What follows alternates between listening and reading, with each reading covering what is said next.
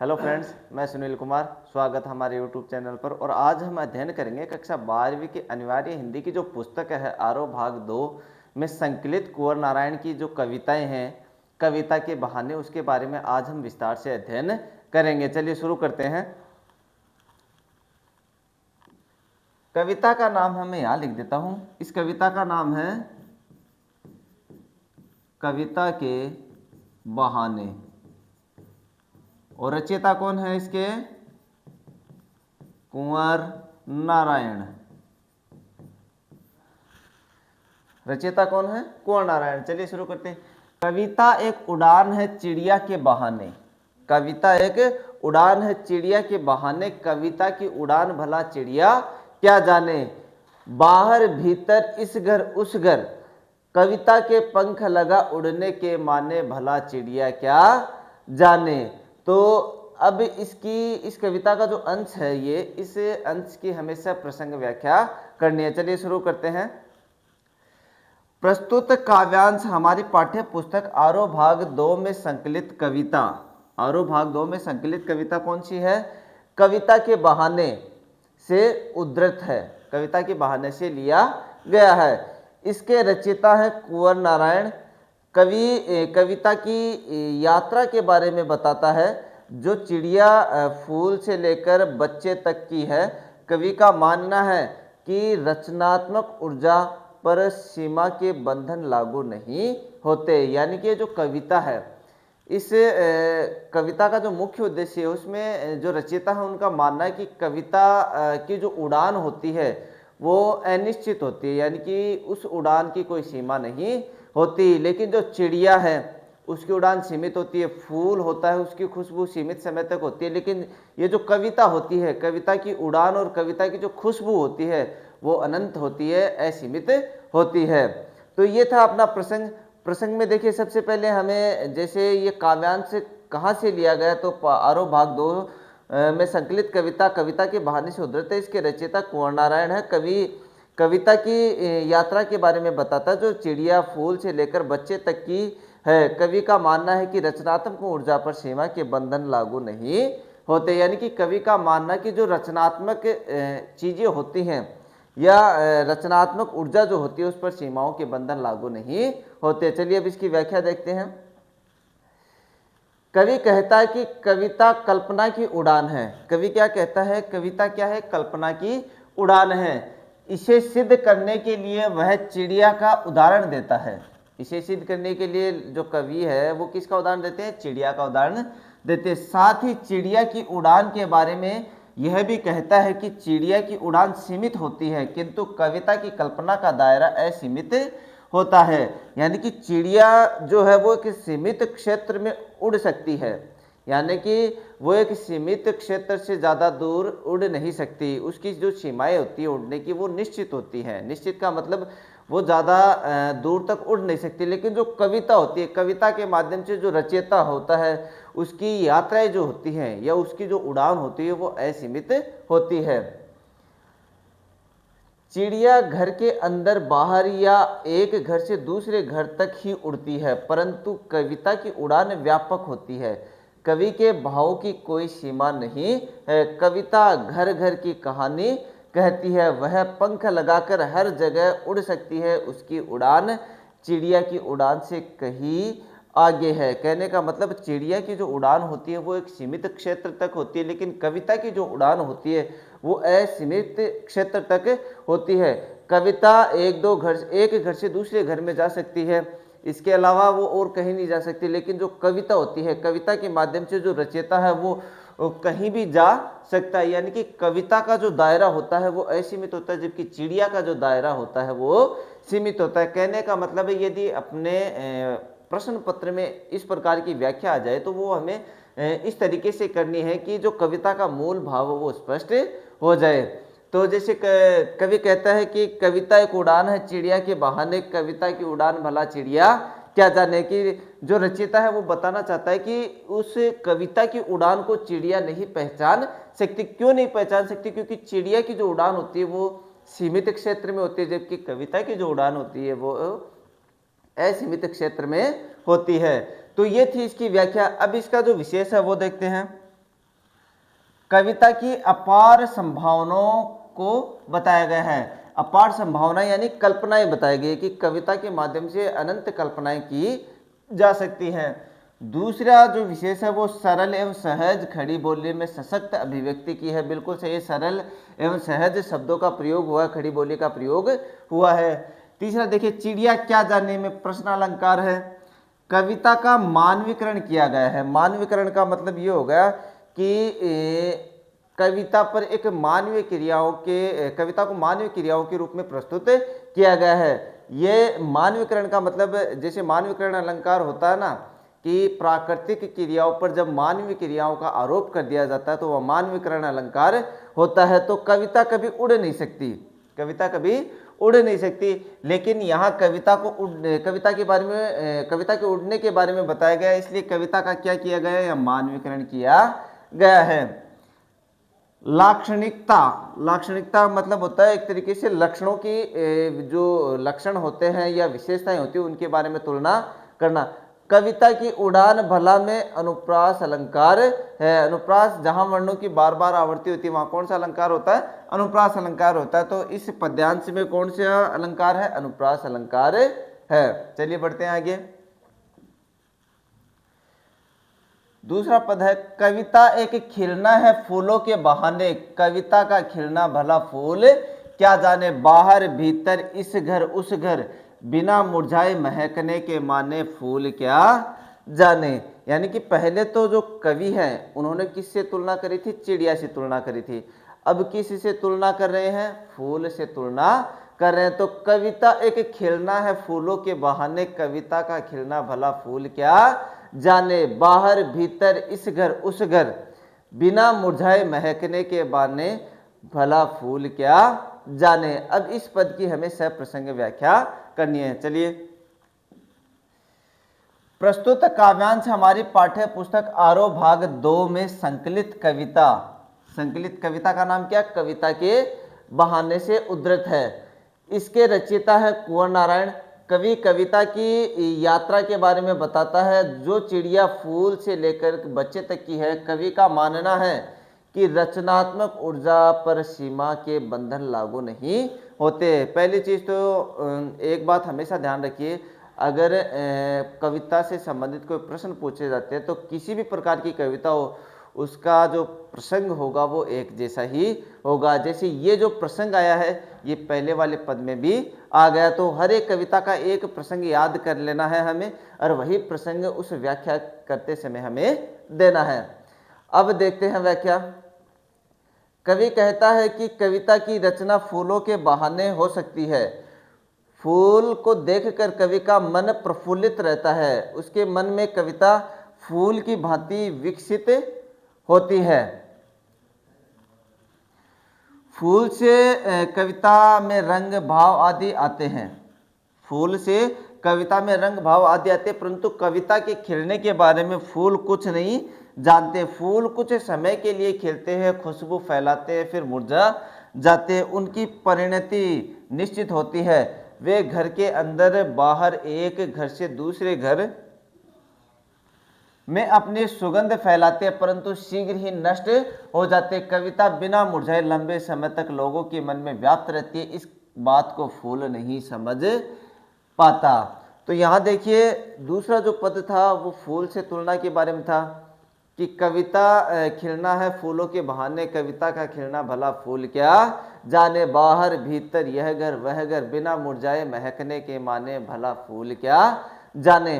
तो फूल जो होता है वो निश्चित समय के लिए खिलता है, उसकी जो सुगंध होती है बाहर भीतर वो भी एक निश्चित समय के लिए होती है, लेकिन उस समय के बाद में यानी कि थोड़े समय के बाद में फूल जो है वो मुरझा जाता है। लेकिन कविता जो है वो अनंत काल तक बनी रहती है, यानी कि उसका जो भावार्थ है, उसकी जो लोकप्रियता है वो अनंत काल तक बनी रहती है। यानी कि उसकी तुलना फूल से कर तो सकते हैं, लेकिन जो फूल है वो कविता का महकना और कविता का खिलना नहीं पहचान सकता। अब देखते हैं इसका विशेष।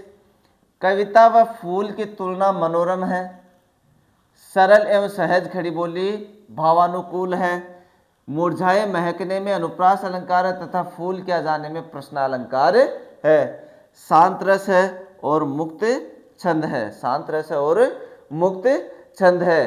कहने का मतलब है इसकी जो भाषा है वो सरल व सहज और खड़ी बोली का प्रयोग हुआ है। कविता व फूल की तुलना मनोरम है, साथ ही मुरझाए महकने में अनुप्रास अलंकार है और फूल क्या जाने में प्रश्न अलंकार है। शांत रस का प्रयोग हुआ और मुक्त छंद का प्रयोग हुआ है। चलिए बढ़ते हैं अगले पद की ओर। अगला पद है, कविता एक खेल है बच्चों के बहाने, बाहर भीतर यह घर वह घर, सब घर एक कर देने के माने। ये बच्चा शब्द है,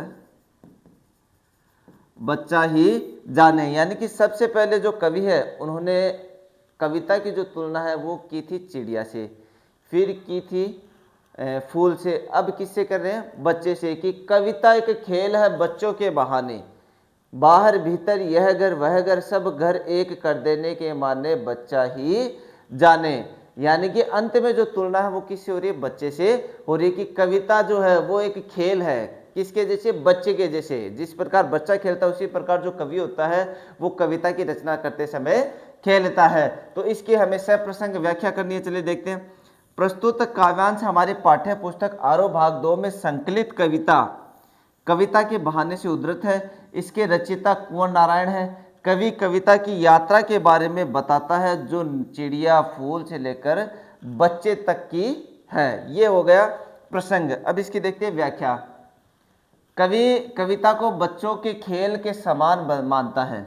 जो कवि है वो कविता को बच्चों के खेल के समान मानता है। जिस प्रकार बच्चे कहीं भी किसी भी तरीके से खेलने लगते हैं उसी प्रकार कवि के लिए कविता शब्दों की क्रीड़ा है।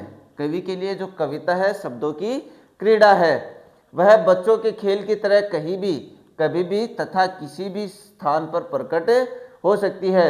वह किसी भी समय अपने भावों को व्यक्त कर सकती है। यानी कि जो शब्दों का जो खेल है उसमें जो कवि है वो किसी भी समय अपने भावों को व्यक्त कर सकता है।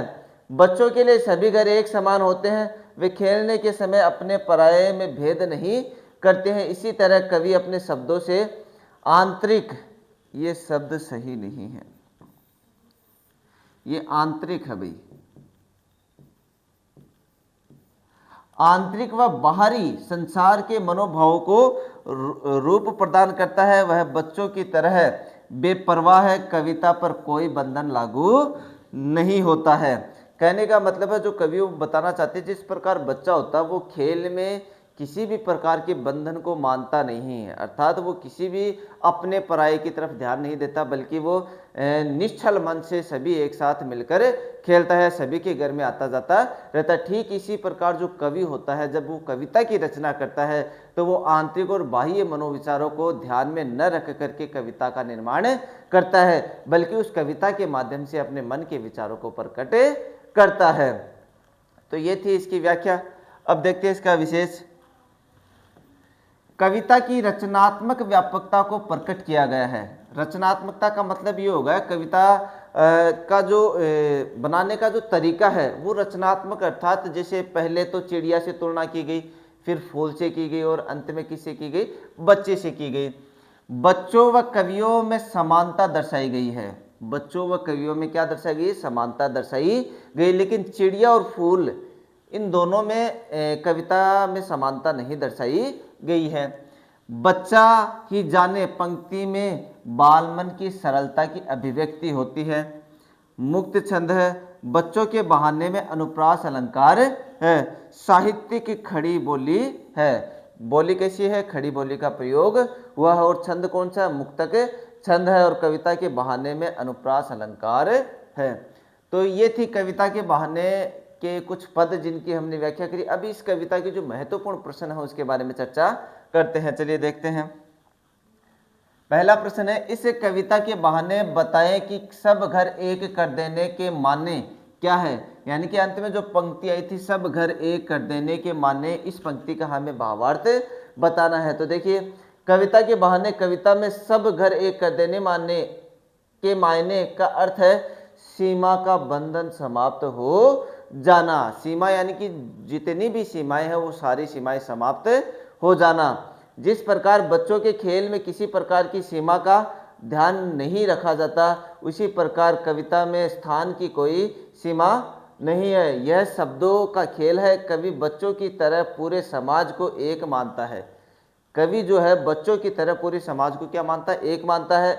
वह अपने पराये का भेद भूलकर कविता की रचना करता है। कविता समाज को बांधती है, एक करती है। यानी कि जो कविता है ये समाज को बांधने का काम करती है, समाज को एक करती है। और पंक्ति क्या है? सब घर एक कर देने के माने की, यानी कि जिसमें सारे बंधन समाप्त हो जाए, सब कुछ एक जैसा हो जाए, सब कुछ समान हो जाए। वो किसके माध्यम से संभव है? वो कविता के माध्यम से संभव है।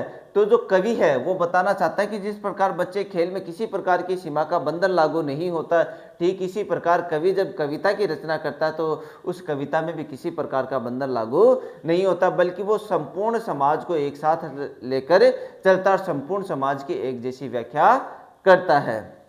चलिए बढ़ते हैं अगले प्रश्न की ओर। अगला प्रश्न है, उड़ने और खिलने का कविता से बया संबंध बनता है। उड़ने और खिलने का कविता से बया संबंध बनता है। तो देखिए, उड़ना और खिलना, उड़ना तो किसका? चिड़िया का काम, और खिलना किसका? फूल का काम है, जिसमें कवि ने क्या है? तुलना भी करी थी। इसका हमें संबंध बताना है। तो कविता का उड़ने व खिलने से सीधा संबंध है। चिड़िया एक स्थान से दूसरे स्थान तक उड़कर जाती है, परंतु कविता कल्पना के सारे बहुत ऊंचे तक उड़ती है। यह काल की सीमा तक को लांघ जाती है। इसी तरह कविता फूल की तरह विकसित होती है। फूल अपनी सुंदरता व गंध से समाज को प्रसन्न रखता है। उसी तरह कविता भी मानवीय भावों से विकसित होकर तरह तरह के रंग दिखाती है तथा उसकी खुशबू सनातन है। वह हर युग में मानव को आनंद देती है। यानी कि जिस प्रकार जो चिड़िया है, कविता की उड़ान है चिड़िया की जैसी, लेकिन चिड़िया की सीमाएं होती है उड़ने की, जबकि कविता की जो है वो सीमाएं नहीं होती। कविता है वो अनंत काल तक उड़ती रहती। उड़ने का मतलब है उसका जो स्वरूप है वो अनंत काल तक बना रहता है। फिर फूल से देखिए, कविता फूलों की तरह खिलती है। जिस प्रकार फूल खिलता है इसी प्रकार कविता भी खिलती है। फूलों के रंग होते हैं उसी प्रकार कविता में भी रंग होते हैं। लेकिन जो फूल है वो कुछ समय बाद में मुरझा जाता है, लेकिन कविता जो है वो अनंत काल तक सुगंध देती रहती है, वह खिली हुई रहती है। चलिए बढ़ते हैं अगले प्रश्न की ओर। अगला प्रश्न है, कविता और बच्चे को समानांतर रखने का क्या कारण हो सकते हैं? क्या कारण हो सकते हैं? यानी कि कवि ने कविता और बच्चे को समानांतर क्यों रखा है, उसका हमें कारण बताना है। कवि ने बच्चे और कविता को समानांतर रखा है। बच्चों में रचनात्मक ऊर्जा होती है, उनके खेलने की कोई निश्चित सीमा नहीं होती है, उनके सपने असीम होते हैं। इसी तरह कविता भी रचनात्मक तत्वों से युक्त होती है, उसका क्षेत्र भी विस्तृत होता है, उसकी कल्पना शक्ति अद्भुत होती है। यानी कि जो बच्चे हैं जिस प्रकार खेलते हैं तो उसमें कोई सीमाएं नहीं होती, उसी प्रकार जो कविता उसमें भी किसी प्रकार की सीमाएं नहीं होती। इसके साथ ही उसका जो क्षेत्र होता है वो विस्तृत होता है। जिस प्रकार बच्चे के मन की जो कल्पनाएं होती हैं वो विस्तृत होती है, ठीक इसी प्रकार जो कविता है उसका जो क्षेत्र है वो भी विस्तृत होता है। चलिए बढ़ते हैं अगले प्रश्न की ओर। अगला प्रश्न है, कविता के बहाने कविता का प्रतिपाद्य बताना है। यानी कि इस कविता का जो सारांश है वो हमें बताना है। तो कविता के बहाने कुंवर नारायण के इन दिनों संग्रह से ली गई है। कौन सी संग्रह से ली गई? इन दिनों संग्रह से ली गई है। आज के समय कविता के वजूद को लेकर आशंकित है। शक है कि यांत्रिकता के दबाव से कविता का अस्तित्व ही नहीं रहेगा। ऐसे में यह कविता की अपार संभावनाओं को टटोलने का एक अवसर देती है। कविता के बहाने यह एक यात्रा है जो चिड़िया फूल से लेकर बच्चे तक की है। एक और प्रकृति है, दूसरी ओर भविष्य की ओर कदम बढ़ाता बच्चा है। कहने की आवश्यकता नहीं है कि चिड़िया की उड़ान की सीमा है, फूल के खिलने के साथ उसकी परिणति निश्चित है, लेकिन बच्चे के सपने असीम है। बच्चों के खेल में किसी प्रकार की सीमा का कोई स्थान नहीं होता है। कविता भी शब्दों का खेल है और शब्दों के इस खेल में जड़ चेतन अतीत वर्तमान और भविष्य सभी उपकरण मात्र हैं। इसलिए जहाँ कहीं भी रचनात्मक ऊर्जा होगी वहाँ सीमाओं के बंधन खुद ब खुद टूट जाते हैं। वे चाहे घर की सीमा हो, बाधा की सीमा हो, भाषा की सीमा हो या फिर समय की ही क्यों ना हो। तो ये जो कविता है यानी कि इसमें तीन चीज़ों से तुलना की गई। सबसे पहले चिड़िया से की गई कि चिड़िया की जो सीमा है वो निश्चित होती है उड़ने की, लेकिन कविता की जो सीमाएं होती है वो अनिश्चित होती है। फिर फूल से की गई, फूल का जो समय होता है खिलने का और सुगंध देने का वो समय निश्चित होता है, अर्थात थोड़े समय बाद में जो फूल है वो मुरझा जाता है और उसकी जो सुगंध रहती है वो समाप्त हो जाती है। इसी प्रकार तीसरी जो तुलना की गई वो बच्चे से की गई। जिस प्रकार बच्चे की मन की जो कल्पनाएं होती है वो असीम होती हैं, ठीक इसी प्रकार कविता की जो कल्पनाएं हैं वो भी असीम होती है। यानी कि वर्तमान समय में जो कविता है, कविता की जो कल्पनाएं वो समाप्त ना हो उसकी ओर ध्यान केंद्रित किया गया है। यानी कि इस कविता के बहाने, कविता के माध्यम से कवि जो है वो वर्तमान समय की परिस्थिति की तरफ ध्यान केंद्रित करना है। तो ये थे कविता के बहाने कविता के कुछ महत्वपूर्ण प्रश्न। सबसे पहले हमने इसकी जो व्याख्या है, जो कविता का अंश है उसकी व्याख्या करी थी। उसके बाद में इस कविता से संबंधित बहुत ही महत्वपूर्ण प्रश्नों के बारे में हमने विस्तार से चर्चा करी। आज के लिए आप लोगों से अगले वीडियो में, ये थी कुंवर नारायण की एक कविता। अगले वीडियो में आप लोगों से मिलेंगे कुंवर नारायण की एक और कविता लेकर, जिसकी संपूर्ण व्याख्या व महत्वपूर्ण प्रश्नों के बारे में विस्तार से चर्चा करेंगे। तब तक के लिए जय हिंद, जय भारत।